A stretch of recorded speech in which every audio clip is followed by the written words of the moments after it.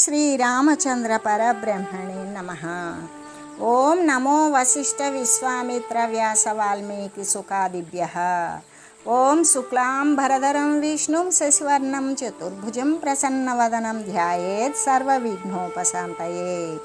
ఓం నమో బ్రహ్మాదిభ్యో బ్రహ్మ విద్యా సంప్రదాయ కర్తృభ్యో వంశ ఋషిభ్యో మహద్భ్యో నమో గురుభ్యః. ఓం శ్రీరామో రామభద్రశ్చ రామచంద్రశ్చ శాశ్వతః రాజీవలోచన శ్రీమాన్ రాజేంద్రో రఘుపుంగవః. శ్రీయోగ వాసిష్టము ఉపశమ ప్రకరణము. నిజానికి విచారించి చూస్తే ఇక్కడ ద్వైతం కానీ దేహాలు కానీ కలంకాలు కానీ ఏమైనా ఉన్నవా? ఏమీ లేనివి.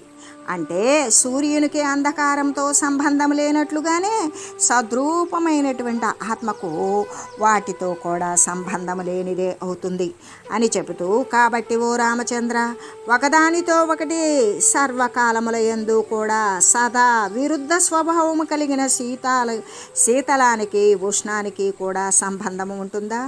ఉండదు. అలా శీతోష్ణాలకు ఎట్లా సంబంధం ఉండదు, అలాగే దేహానికి ఆత్మకు కూడా సంబంధం ఉండనేరదు అనే చెబుతూ, అంతేకాదు మృగతృష్ణ భ్రమయందు, అంటే ఎండమాముల్లో నీళ్లు ఉన్నవి అనేటువంటి భ్రమయందు ఎండ యొక్క జ్ఞానము చేత సముద్రమును, అంటే జలాన్ని గురించినటువంటి భావము నశించిపోతుంది కదా.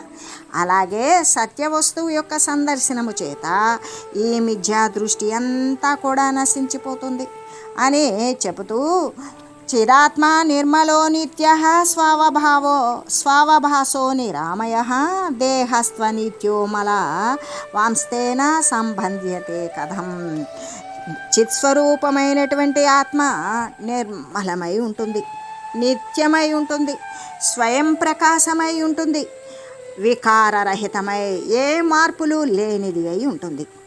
అంటే దేహమో అదెలా ఉంటుంది? అనిత్యమై ఉంటుంది. దేహమేమైనా ఎప్పుడైనా వచ్చిన దేహం నిత్యమై ఉన్నదా? శాశ్వతంగా ఉన్నదా? లేనే లేదు. ఏది సృష్టికర్తలైనటువంటి బ్రహ్మ విష్ణు ఈశ్వరులు సైతం కూడా వారి యొక్క అవతారాల పరిసమాప్తి జరిగినదే కానీ వారి యొక్క దేహం కూడా శాశ్వతమై ఎప్పుడూ నిలవల.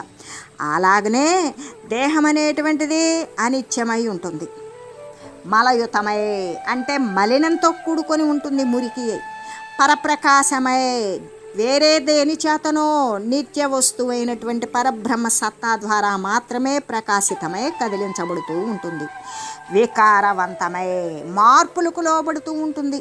అందుకే ఆ మార్పులే ఏంటవి అంటే షడ్భావ వికారాలు. అస్థితే జాయతే వర్ధతే పరిణమితే వినశ్యతే విపక్షీయతే వినశ్యతే.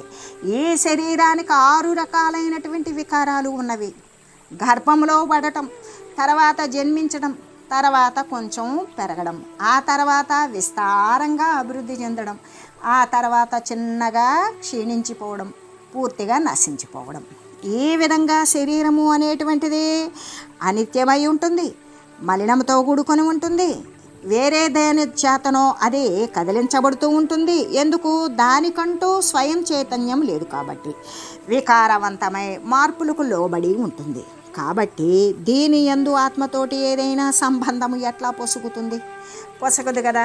చిదాత్మ ఎలా ఉంటుంది? నిర్మలమై మాలిన్యరహితమై ఉంటుంది, నిత్యమై శాశ్వతమై ఉంటుంది, స్వప్రకాశమై తాను ప్రకాశిస్తూ చుట్టూ దానిని ప్రకాశింపజేస్తూ ఉంది, నిర్వికారమై ఎటువంటి మార్పులకు లోని కానిదై సమస్థితిలో సర్వవ్యాపకమై ఎల్లప్పుడూ కూడా శాశ్వతమై సదా మంగళకరమై ఉంటుంది. అయినప్పుడు ఇంకా దేహమైతే అనిత్యమైనది, నిలవదు, మురికే అవుతూనే ఉంటుంది. కాబట్టి ఇటువంటి దానితో ఆత్మకేమైనా సంబంధం ఉంటుందా? ఉండదు కదా అని చెప్తూ, అంతేకాదు దేహము ప్రాణవాయువు చేత చేష్టితమగుతూ ఉన్నది. ఏ విధంగా? ప్రాణవాయువు చేతనే కదులుతూ ఉన్నది.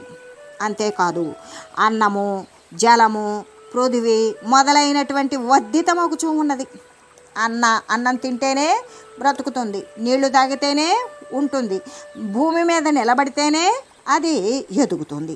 ఈ విధంగా అంటే ఈ యొక్క పంచభూతాలతోటే అది పెరుగుతూ ఉంటుంది. కాబట్టి ఆత్మతోటి దీనికి కొంచెమైనా సంబంధం ఉన్నదా? లేదు. ఎందుకు? ఆత్మ అనేటువంటిది పంచభూతాలకు అతీతమైనటువంటి జ్ఞానాన్ని కూడా అతిక్రమించినటువంటిది అని చెబుతూ, అంతేకాదు ద్వైతము సిద్ధించినప్పటికీ కూడా దేహముతోటి ఆత్మకు సంబంధము లేకనే ఉండగా ఇంకా ద్వైత సిద్ధి యందు ఇటువంటి ఏ ఏ విధంగా అంటే ఇక ఆ అద్వైత సిద్ధి యందు అందట్టి కల్పన ఏర్చట అంటే రెండు సిద్ధించినప్పటికీ కూడా ద్వైతము అంటే రెండే కదా, ఆ రెండు ఉన్నట్లుగా అనిపించిన దేహముతోటి ఆత్మకు సంబంధము లేకయుండా అంటే ఎప్పటికీ లేదు కదా. ఇంకా ద్వైత సిద్ధి అనేటువంటిది రెండు సిద్ధించింది అనే కల్పించుకోవడం అనేటువంటిది ఎక్కడ ఉన్నది? లేదు కదా అని చెబుతూ, ద్వైత సిద్ధి సత్యమని ఎంచినట్లయితే మొదట నేను చెప్పినట్లుగానే మళ్ళీ వచించాలి. అంటే మరి ఒక సత్త కలదు అని అది చైతన్యమైనట్లయితే ఆ చైతన్యానికి దానికి ఏదైనా భేదమేమి ఉండదు కదా. జడమైనట్లయితే ఆ యొక్క ఎండకి మరి ఆ నీడకి కూడా విరుద్ధం అవటం బట్టి అంటే ఎండ నీడ ఒకటి కాదు కదా, విరుద్ధమే కదా, దానిని బట్టి అది మిథ్యే అవుతుంది.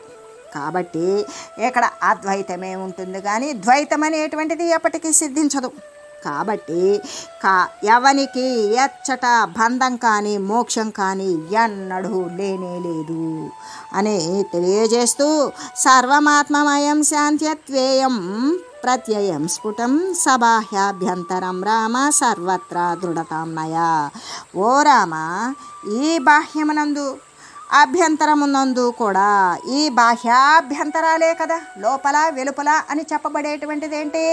పరమాత్మకు లోపల వెలుపల ఉంటుందా? సర్వము తానే అయి ఉంటుంది. కానీ జగత్తుకు మాత్రమే లోపల వెలుపల అనేటువంటి బాహ్యాభ్యంతర జగత్తు యందు కూడా శాంతస్వరూపమైనటువంటి ఆత్మమయమే అనేటువంటి భావన ఎల్లడలా కూడా నీవు దృఢం చేసుకో. ఎందుకు అంటే ఇక్కడ జగత్తు అనే ప్రత్యేక వస్తువు లేదు, సర్వేక సమస్తము ఆత్మతో నిండింపబడినదే అనేటువంటి దృఢభావన నువ్వు దృఢం చేసుకోవాలి. ఈ లోపల వెలుపల అనేటువంటి బాహ్యాభ్యంతర జగత్తు అంతా కూడా మనం అధిష్టాన దృష్టితో ఉన్నప్పుడు శాంతస్వరూపమై ఆత్మతో నిండిపోయి ఉన్నది అని చెప్పేటువంటి భావాన్ని నీవు సర్వత్రా కూడా దృఢం చేసుకోవాలి. అంతేకాదు నేను సుఖిని నేను దుఃఖిని అనేటువంటి ఈ భావనలు దుర్దృష్టులు అనే వచింపబడినవి. నేను సుఖపడతాను లేదా నేను దుఃఖపడుతున్నాను అనేటువంటి ఈ భావనలు ఉన్నవి చూడు, ఇవన్నీ కూడా దుష్టమైనటువంటి దృష్టి తప్ప మరొకటి కానే కాదు. ఇటువంటి వారి యందు నీకు సత్యత్వ బుద్ధి గనక ఉన్నదనుకో, అట్లా చెప్పేవారి పట్ల నీకు నిజబుద్ధి ఉన్నదనుకో, చిరకాలము కూడా నీవు దుఃఖాన్ని కోరిన వాడవే అవుతావు అని చెబుతూ, అంటే పర్వత తృణాలకు శిలాకౌశేయము అంటే పట్టు వస్త్రము అంటే ఈ పర్వతాలు ఉండేటువంటి గడ్డికి పట్టు వస్త్రాలకి కలిగినటువంటి సామ్య క్రమము, ఆ రెంటికి కలిగినటువంటి సామ్యం పోలిక ఏ క్రమంలో ఉంటుందో అలాగే దేహానికి ఆత్మకి కూడా వచింపబడింది. అంటే పట్టు వస్త్రానికి గడ్డి పరకలకి ఏమైనా పోలిక ఉంటుందా? ఉండదు కదా. ఆ రెండు ఒకటవుతాయా?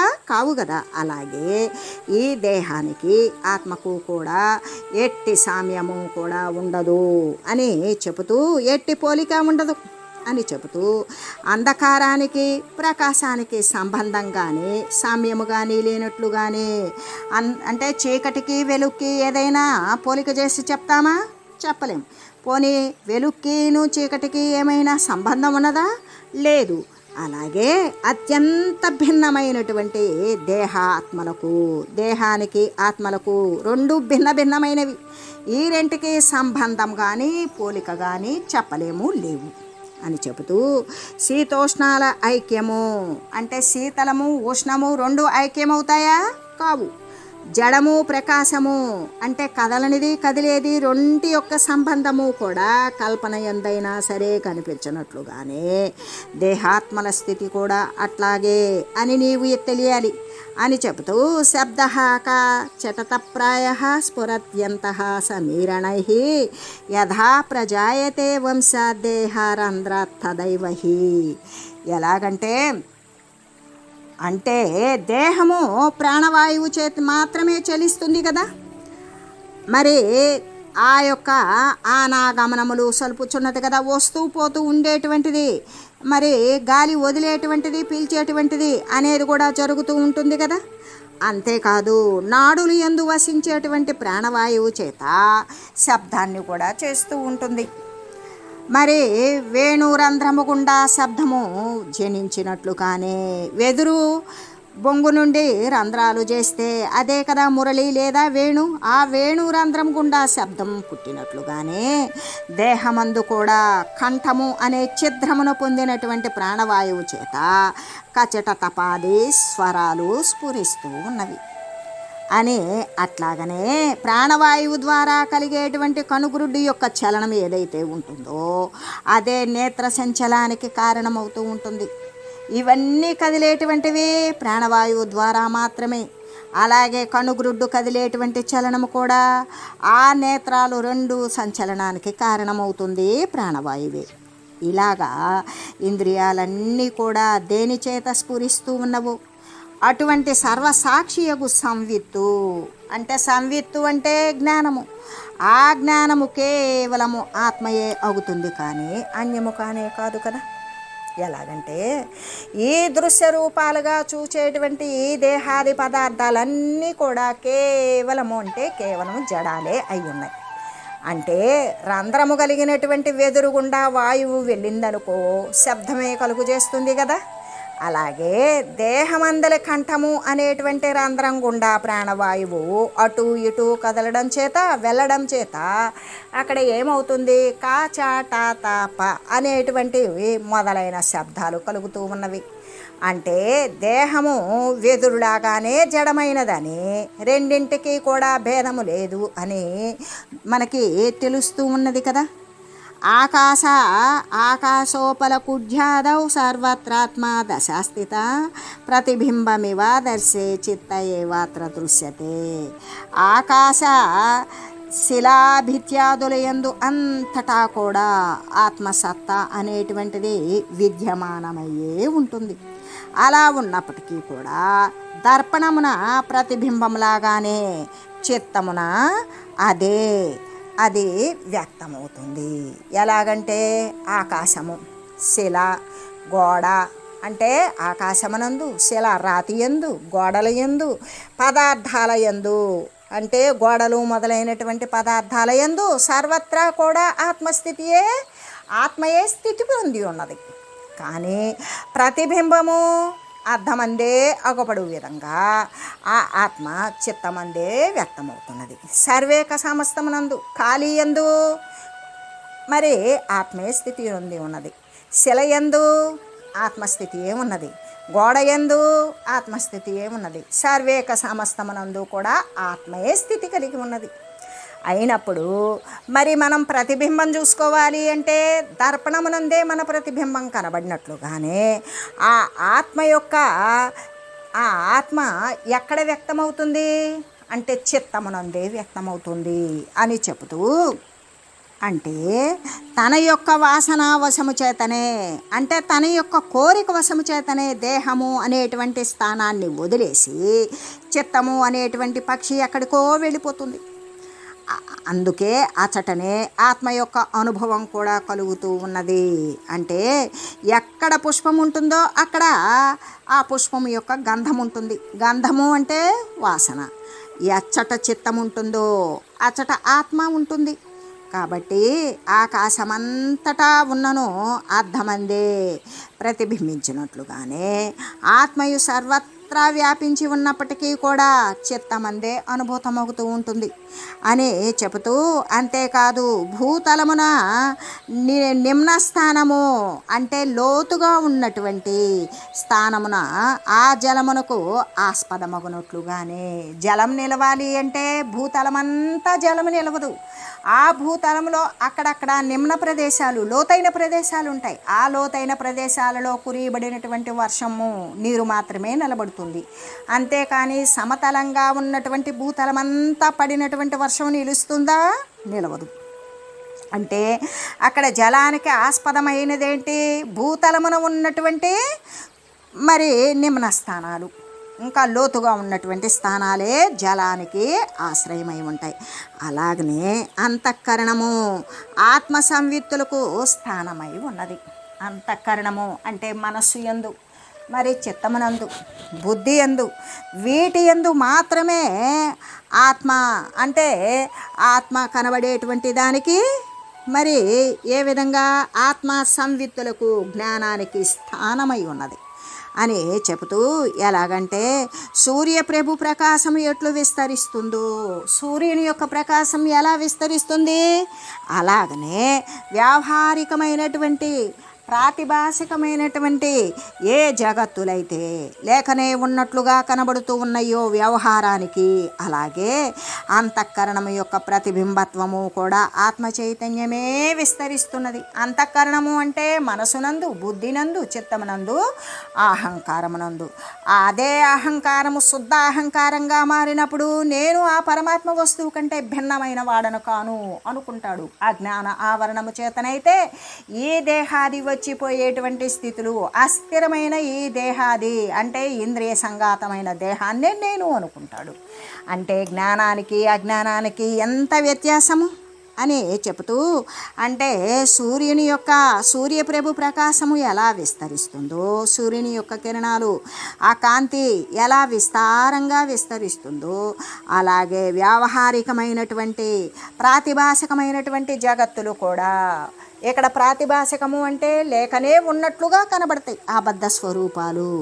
అంతఃకరణం యొక్క ప్రతిబింబత్వము కూడా ఆత్మ చైతన్యమే విస్తరిస్తూ ఉన్నది అనే చెబుతూ, ఈ కారణము చేత సమిష్టి అంతఃకరణ స్వరూపమే అంటే హిరణ్య గర్భుడే అని చెబుతూ, సర్వభూతాలకు కూడా అంటే సర్వభూతాల సృష్టికి కూడా కారణమై ఉన్నది.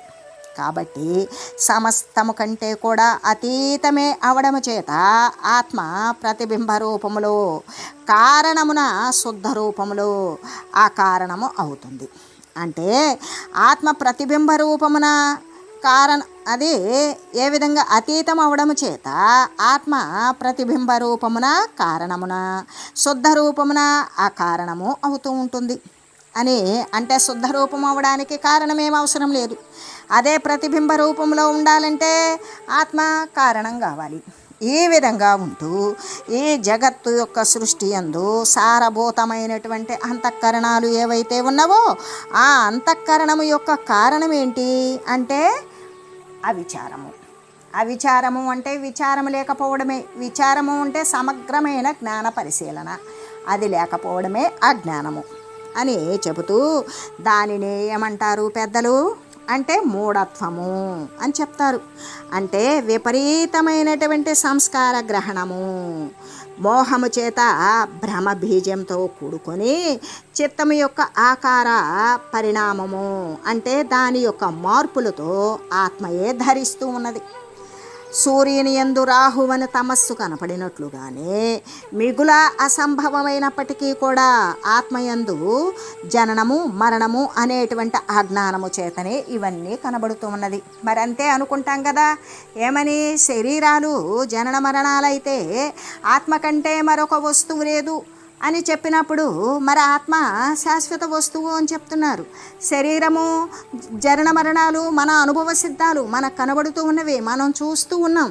ఇది ఎలా అవుతుంది అంటే జనన మరణాదులు అనేటువంటివి అజ్ఞానానికే కానీ వాస్తవానికి అవి ఏవి కూడా సంభవించటం లేదు అని చెప్తూ, యథాభూతాత్మతత్వైక పరిజ్ఞానేన రాఘవ అసత్తామేత్యలం చేతో దీపేనేవ తమక్షణాత్ కాబట్టి రామ, ఇట్లు గనక అనర్థహేతువైన చిత్తము సత్యమైనటువంటి ఆత్మతత్వ జ్ఞానము చేత దీపముచే అంధకారములాగానే క్షణములో నశించిపోతూ ఉంటుంది. ఎలా?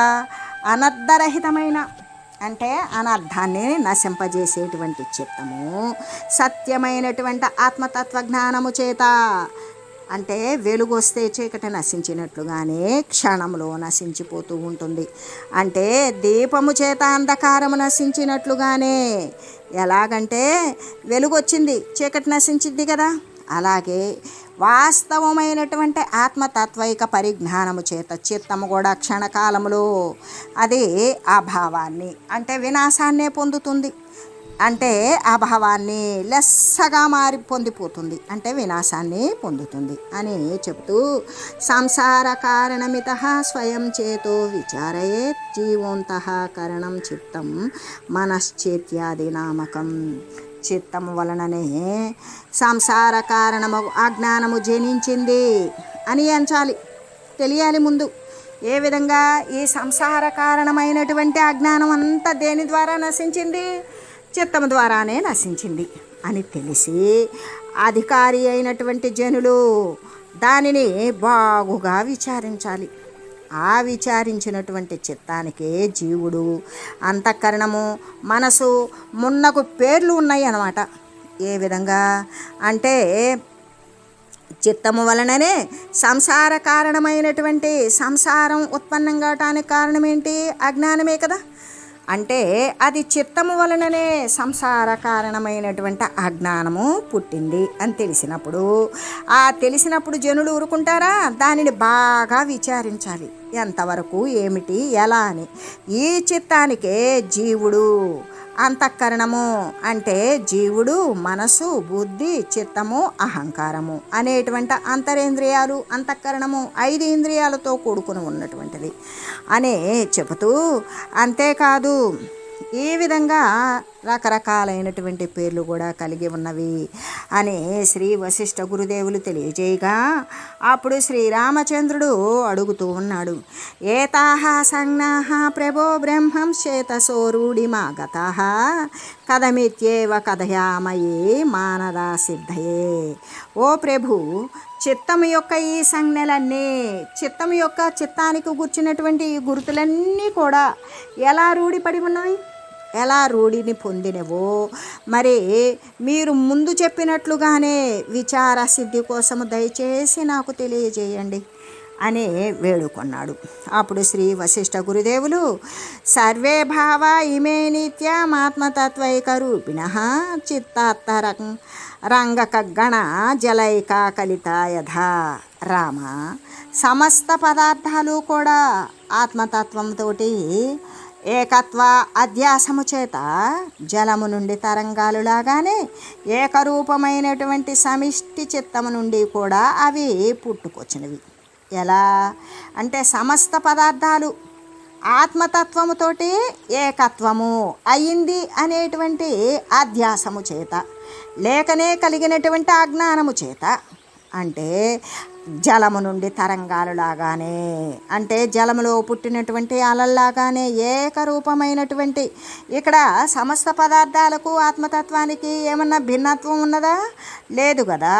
అయితే ఈ ఏకరూపమైనటువంటి సమిష్టి చిత్తము నుండి కూడా ఇవన్నీ ఉద్భవించినవి అని చెబుతూ, చెంచల తరంగాల యందు సముద్ర జలములాగానే స్పందరూపమైనటువంటి ఆత్మ వాని యందు ప్రతిబింబ రూపమున అక్కడక్కడ కూడా స్థితి పొంది ఉన్నది.